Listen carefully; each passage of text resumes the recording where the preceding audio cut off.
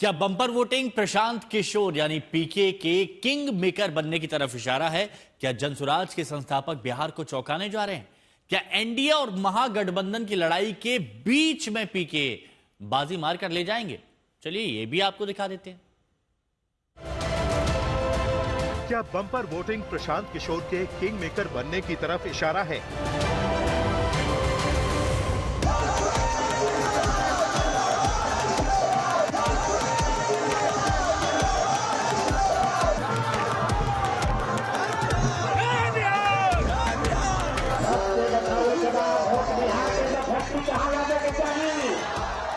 बिहार में ऐतिहासिक वोटिंग से क्या जनसुराज का खुश होना बनता है?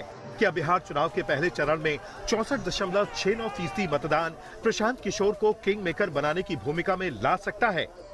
पहले आपको प्रशांत किशोर क्या कह रहे हैं, उन्हें ही सुनवाते हैं। बाद बिहार में हुए चुनाव में ये सबसे ज्यादा वोटिंग परसेंटेज है।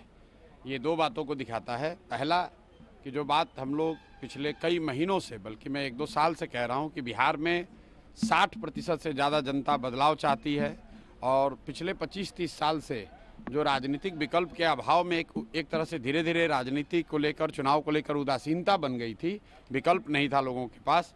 अब जनसुराज के आने से उनको एक नया विकल्प मिला है और बढ़ा हुआ जो वोटिंग परसेंटेज है वो दो बातों को दिखाता है। एक कि लोगों को एक नए विकल्प को देखकर उत्साह रहा है और बड़े पैमाने पर वोटिंग हुई है, बदलाव के लिए वोटिंग हुई है। और दूसरी बात, जो बड़े प्रवासी मजदूर हैं जो बहुत बड़ी संख्या में छठ के बाद रुके हुए हैं, उन्होंने अपना और अपने परिजनों का, अपने मित्रों का जो वोट कराया है उसने सबको सरप्राइज किया है।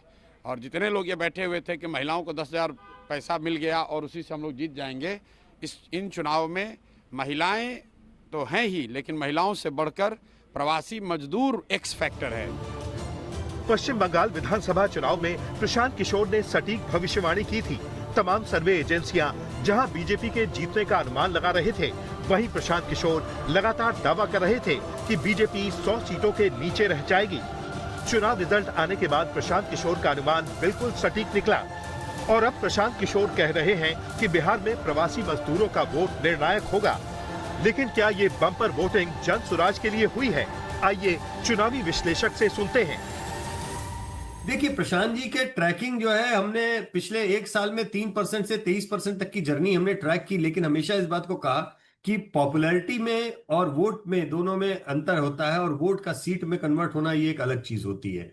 तो पॉपुलैरिटी अलग चीज है, वोट पड़ना एक अलग चीज है। अब ये हम लोगों को रिजल्ट में ही पता लगेगा कि एक्चुअली में उनको कितने वोट और कितनी सीट तक की उनको बिहार की जनता सफलता देती है, क्योंकि नई पार्टी होने के नाते उस तरीके का कोई भी प्रोजेक्शन लगभग असंभव है हमारे लिए करना।